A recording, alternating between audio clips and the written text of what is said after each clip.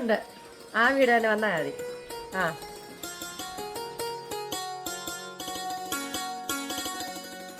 അല്ലേട്ടോ.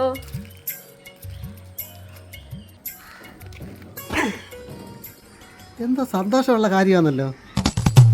എൻ്റെ ഫോണാണല്ലോ കയ്യിലിരിക്കുന്നത്. എന്തുവാ അറിയാൻ എന്തൊരു ആകാംക്ഷ. ഓലക്സിൽ എന്ത് വെക്കാൻ ഇട്ടേക്കുന്നേ?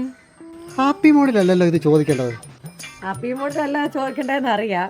പിന്നെ എല്ലാ മോഡും അറിയാമെന്നൊന്ന് കാണിക്കണ്ടായോ? നിങ്ങൾ എന്തോ ഉദ്ദേശത്തിലാണ് ഓലക്സ് ഇത് വിൽക്കാൻ ഇട്ടേക്കുന്നത്? ഇത് സർക്കാർ വിൽക്കുന്നൊരു സാധനം. അവിടുന്ന് വാങ്ങിച്ചപ്പോൾ എനിക്ക് ആവശ്യമില്ലാത്തത് കൊണ്ട് ആരെങ്കിലും ആവശ്യക്കാരുണ്ടെങ്കിൽ വാങ്ങിച്ചോട്ടെ എന്ന് കരുതി OLX പരസ്യം ചെയ്തതാ. എൻ്റെ മനുഷ്യ, ലഹരി വിൽക്കുന്നെന്ന് പറഞ്ഞ എക്സൈസുകാർ ഇവിടെ കയറി ഇറങ്ങത്തില്ലയോ? എൻ്റെ രേഷ്മ, ഈ സർക്കാരിൻ്റെ നിയമത്തിൻ്റെ മുൻപിൽ മദ്യം ഒരു ലഹരി അല്ല.